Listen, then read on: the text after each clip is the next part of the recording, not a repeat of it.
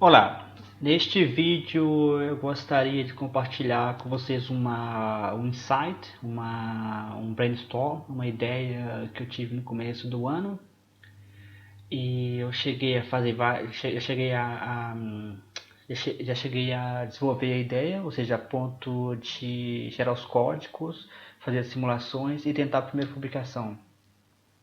Infelizmente a primeira publicação não foi aceita. Um dos motivos principais foi que o trabalho ainda está no incipiente, o que é verdade. E, na verdade, eu não tinha trabalhado com. Eu trabalhei com estratégias evolutivas e algoritmos genéticos, computação evolutiva em geral na minha graduação. Tive um artigo publicado no encontro luso brasileiro de computação evolutiva, em parceria com o meu orientador e um amigo do meu orientador.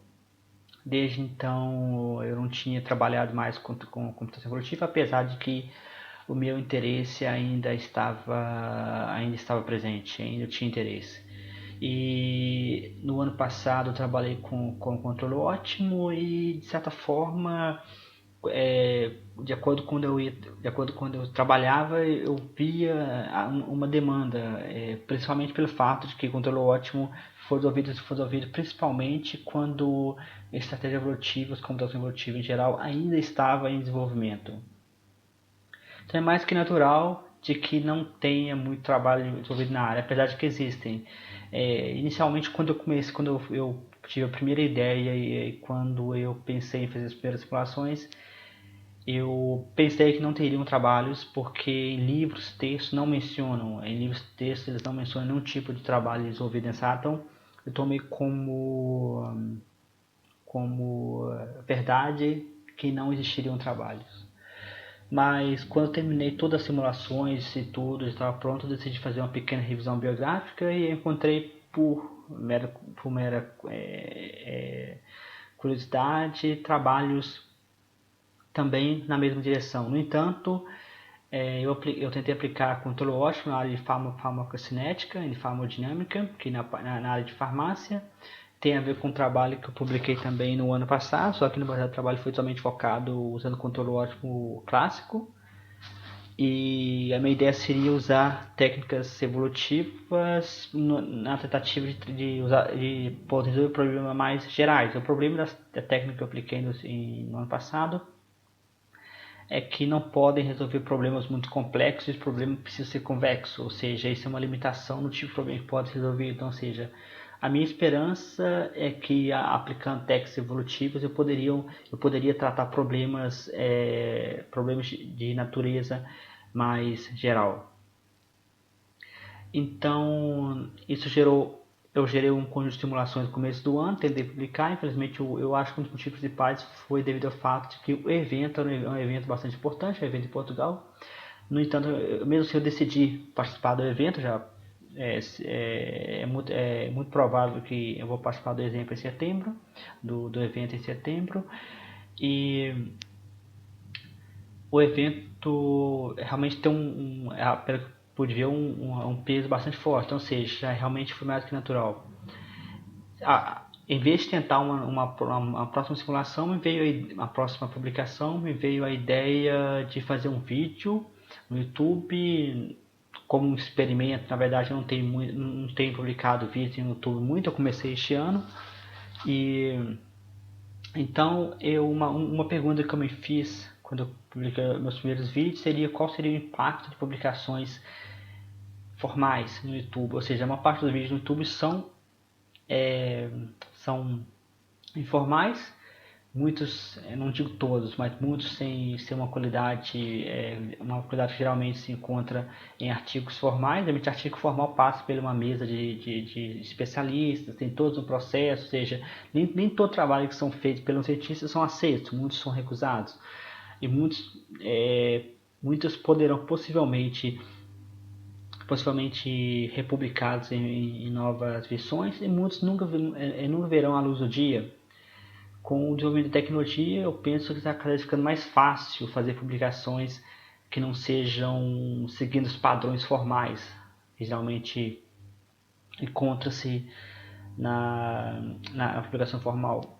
Os problemas da publicação formal, na minha opinião, é que é muito formal, ou seja, nem todas as pessoas que têm acesso ao artigo vão entender. A vantagem de YouTube, por exemplo, é que você pode falar de forma simples, sem muita complicação, e se você quiser, sem perder sem perder a característica formal que se ganha ao publicar, a ter uma certa experiência de publicações científicas formalmente, que eu acredito que eu tenho, não seja sou uma pessoa, um cientista, vamos dizer, veterano, mas já tem algumas publicações. Então, ou seja, a minha pergunta seria, como seria se você traduzir, passar para o YouTube, porque tem livre acesso e um grande número de pessoas podem acessar, a mesma tipo de técnica, de ideias que geralmente é usada em artigo, ou seja, uma ideia precisa, que não tenha, que dê um teor de ponto de vista pessoal muito baixo, ou seja,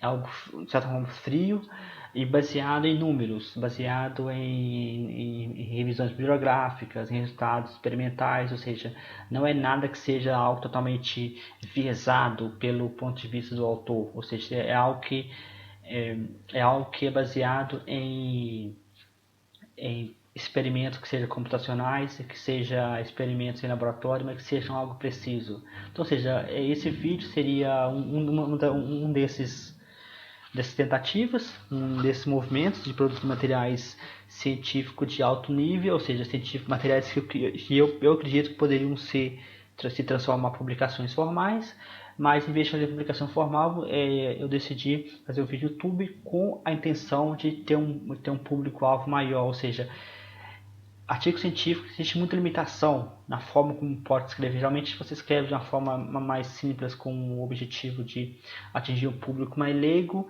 Nem todos os eventos, nem todos os grupos aceitam os artigos. O artigo tem que ser bastante técnico já em alguns casos. Eu espero para não ser técnico, mas ainda precisa ser técnico em um certo nível. A vantagem de publicações em YouTube, eu acredito, é que podemos escapar desse formalismo. A desvantagem é que o trabalho não passa por uma mesa de especialista. Isso faz com que qualquer pessoa, sem nenhum tipo de treinamento, possa publicar e se passar como alguém que tem conhecimento.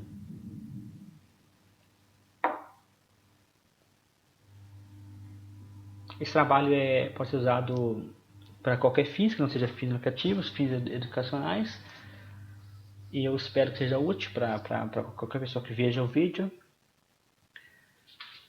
A teoria da evolução, ao lado da teoria da relatividade e do cálculo diferencial, encontra-se entre as maiores questões do intelecto humano. Ou seja, essa é uma opinião que é um pouco pessoal, mas também você encontra esse tipo de frase espalhada em livros, até mesmo em artigos. E isso, na verdade, se para pensar, são teorias bastante próximas, ou seja, a teoria da evolução, na verdade, foi uma das primeiras teorias na biologia que realmente procurava usar algo parecido que foi feito com cálculo ou mesmo com relatividade. Ou seja, a teoria da evolução, posso dizer que foi a primeira teoria que tinha como ideia central unir várias observações na biologia. E, na verdade, Darwin realmente tinha essa ideia de criar leis precisas e exatas na biologia. Hoje nós temos a chamada biologia teórica, biologia matemática, mathematical biology. São todas áreas que é do meu interesse e que realmente buscam esse tipo de precisão que geralmente é encontrado na física e matemática dentro da biologia. Mas na época de Darwin não era tão comum. Muitos acreditavam que não seria possível aplicar leis precisas da biologia. Mas indiferente da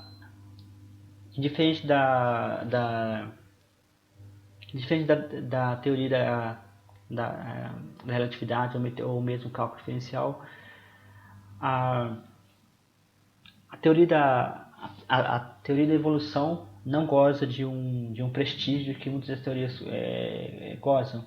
Ou seja, a teoria da evolução ainda é uma teoria que ainda existe bastante contradição. Existe países, por exemplo, eu costumo muito ouvir algumas rádios de ciência, tanto britânica quanto americana. Você pode muito ouvir isso pela internet, você consegue ter acesso às rádios. E é muito comum eu vi várias reportagens discutindo sobre a teoria da evolução nesses países. Eles mostram que apesar de todos os ensinos e tudo, não existe um aceito unânime sobre a teoria, ou seja, de contradições. Recentemente eu estava no ônibus na Itália e decidi perguntar a uma das pessoas que estavam próximo a mim, por mera coincidência, o cara era um professor da Universidade de Lacra, que é a universidade onde que eu estudo, foi muita coincidência, e ele dava aula para filosofia da ciência, e segundo ele, essa dicotomia, essa luta entre teoria da evolução e religião, muito mais, ciência e religião, existe mais em países como os Estados Unidos ou mesmo outros países com cultura similar. Na Itália, segundo ele, não existe essa dicotomia, ou seja, a teoria da evolução pode coexistir com religião. Então, apesar de que é uma teoria de certa forma que pode ser provada através de experimentos, por exemplo, se você observar, por exemplo, essa foi como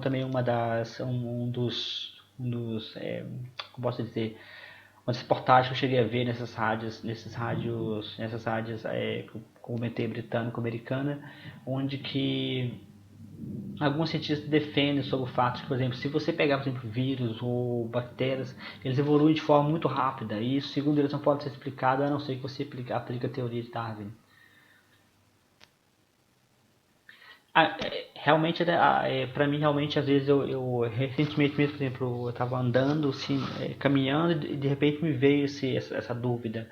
Eu não vou comentar para evitar que esse vídeo se torne ponto de contradição, mas de certa forma não é difícil encontrar pontos que podem ser apontados como pontos de contradição da teoria. Mas independentemente de qualquer contradição, de qualquer problemática que pode ser associado à teoria da evolução, do ponto de vista de computação, a teoria da evolução tem sido bastante usada e bastante, de certa forma, respeitada. Ou seja, pessoas têm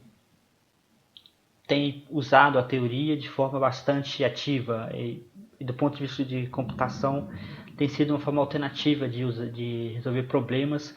Geralmente a matemática clássica ou resolve de forma muito complicada, ou seja, pessoas precisam passar talvez 10 anos para poder entender somente a matemática por trás, ou a matemática simplesmente fica em silêncio, não resolve nada. Por exemplo, alguns problemas de controle ótimo, um desses problemas foi um dos problemas que eu resolvi com a teoria que eu estou prestes a apresentar nos vídeos futuros. Na verdade, esse vídeo é apenas uma espécie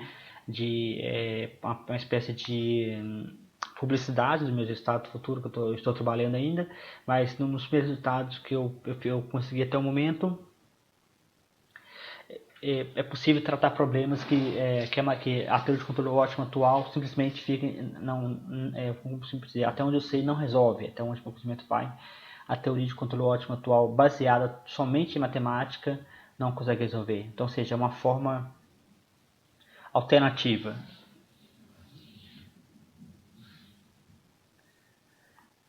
Na verdade, como posso dizer, eu não, eu não assumo que todo mundo está totalmente familiar com a teoria da evolução. E muitas vezes que algumas pessoas já ouviram a teoria da evolução, eu não assumo que as pessoas realmente entendam como ela funciona. Então, ou seja, esse slide é apenas uma forma de explicar. Então, ou seja, considero que temos um mundo chamado Circulândia, onde todas as pessoas são um círculo. Na verdade, esse exemplo uma forma mais simples de entender.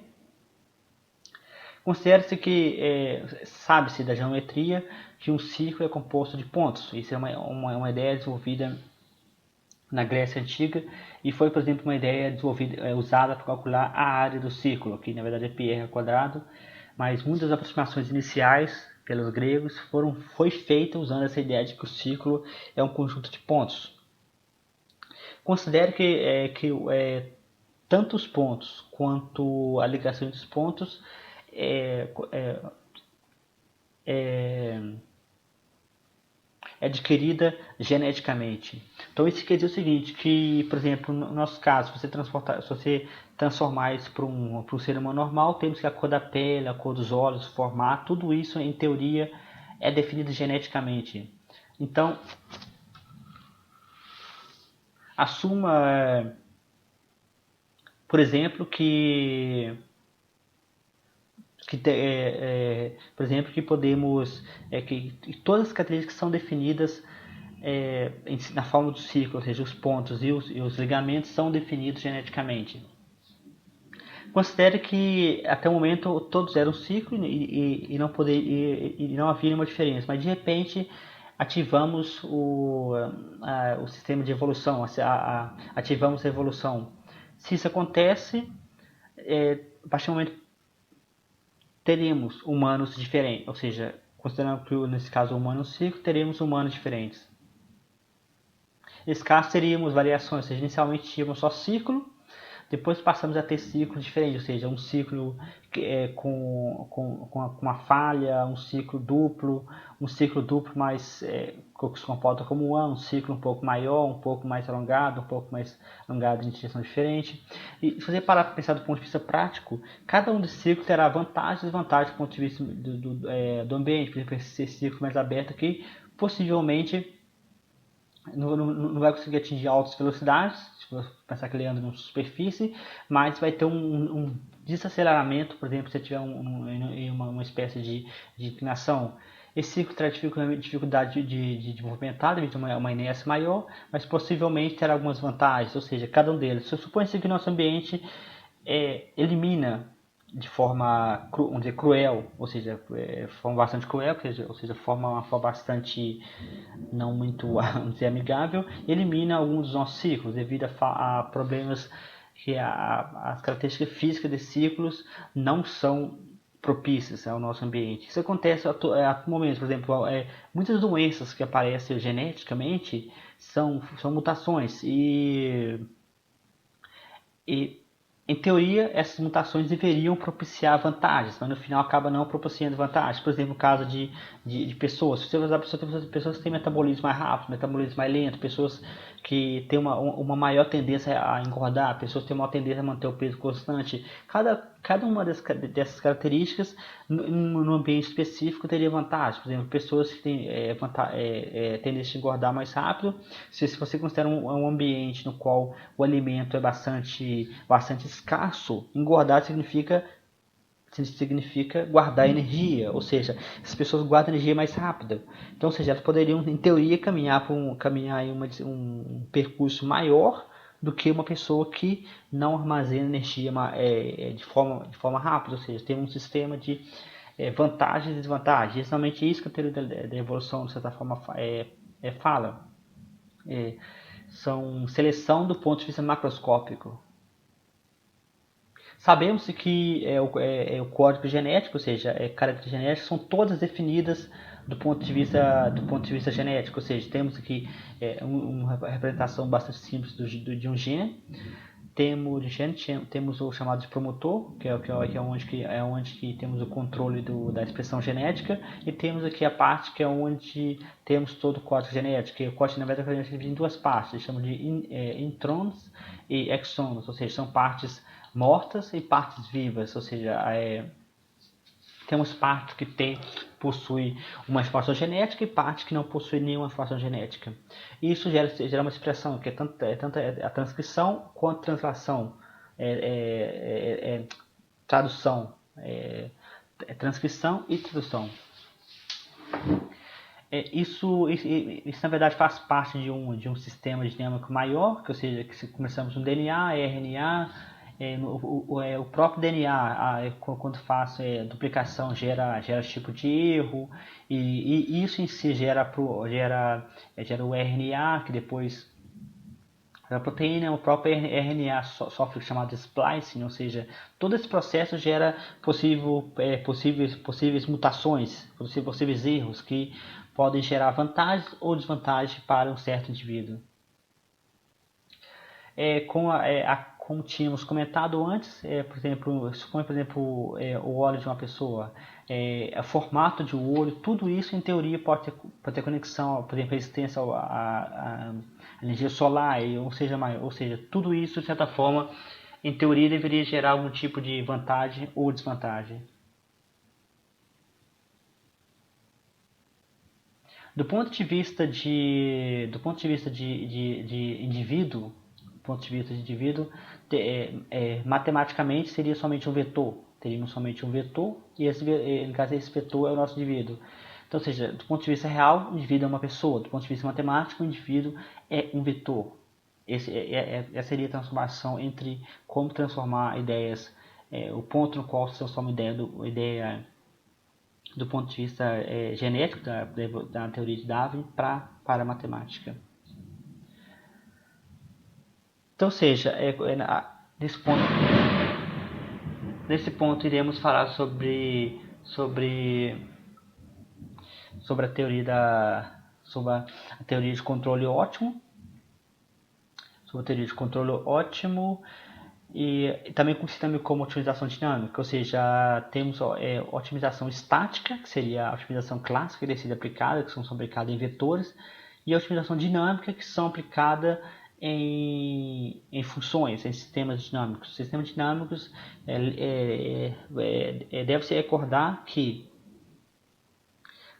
funções em si são representadas por números. Os sistemas dinâmicos são representados por funções, ou seja, se você resolve uma função, você acha números, a raiz quadrada, você pode resolver uma equação de segundo grau, temos números. Se você tentar otimizar uma equação de segundo grau, suponha que você não tenha esses valores calculados, mas no segundo grau você consegue calcular, você teria que trabalhar com números. Se você tentar otimizar o comportamento do sistema dinâmico, você tem que trabalhar com funções. Na verdade, aqui seria uma representação. Se você considerar uma função que tem certos picos, o ponto vermelho seria o pico máximo da função. E se você fizer uma representação estática, você acharia esse pico. Mas se você trabalhar com otimização dinâmica, sabe-se, se você tiver um background em teoria de equações diferenciais, deve ser de conhecimento que uma equação diferencial possui várias soluções, dependendo dos parâmetros. A teoria de controle ótimo, ou otimização dinâmica, tenta achar a função, a melhor função de todas essas funções, ou seja, ela pode ser infinita, mas temos que achar uma baseada em algum tipo de critério. Por exemplo, se você considerar a distância mínima, tempo mínimo, ou seja, existe um critério que julga cada função como melhor ou pior. Existem basicamente dois métodos na literatura que podem ser usados para resolver controle ótimo ou otimização dinâmica. Temos os chamados métodos diretos e os métodos indiretos. Os métodos diretos seria você resolver o problema diretamente, ou seja, você vai ter o sistema dinâmico e você vai ter, por exemplo, uma integral. Essa integral tem que ser otimizada, tem que ser maximizada ou minimizada. Ou seja, você pode simplesmente resolver o problema diretamente, ou seja, você aplica uma técnica de otimização, como por exemplo o método gradiente ou algoritmo genético, que maximiza a integral baseada no comportamento do sistema dinâmico. Ou seja, essa ideia é mais fácil, mais simples. Método indireto, você usa técnicas, por exemplo, indiretas. Por exemplo, você cria um chamado de Hamiltoniano e maximiza o Hamiltoniano em vez de maximizar a integral. Ou seja, você foge da necessidade de calcular a integral em prol de trabalhar com uma função indireta. Como eu disse no começo, quando eu decidi resolver aplicar técnicas evolutivas para algoritmo genético, eu não estava ciente de nenhum resultado paralelo. Eu comecei do zero, de certa forma. E a primeira ideia que me veio, com certeza, foi aplicar diretamente a integral, que é a forma mais direta. Mas também me veio a segunda ideia de aproveitar a matemática já pronta em torno de controle ótimo. Já existe a matemática de controle ótimo, ou seja, eu queria aproveitar essa matemática. E foi, de certa forma, exatamente o que eu fiz. eu não descartei a matemática, já existia, mas tentei melhorá-la, ou seja, de certa forma, esses métodos semidiretos que eu chamo de semidiretos, de uma técnica que eu chamo de método semidireto, porque não é um método direto e não é um método direto, ele é um método indireto até um certo ponto e o método direto até um outro ponto, ou seja, essa seria a ideia do método. Eu pretendo voltar no futuro, talvez com alguns mais detalhes e no final com os resultados. Eu espero, caso alguém seja interessado em queira saber mais sobre a pesquisa antes mesmo que eu termine. Na verdade, essa não é uma pesquisa, vamos dizer, principal minha. Eu tenho outro trabalho paralelo, ou seja, fazer uma pesquisa de segundo plano. Caso alguém seja interessado, entre em contato, ficarei feliz em dar mais detalhes, discutir e tudo mais. E eu fico por aqui.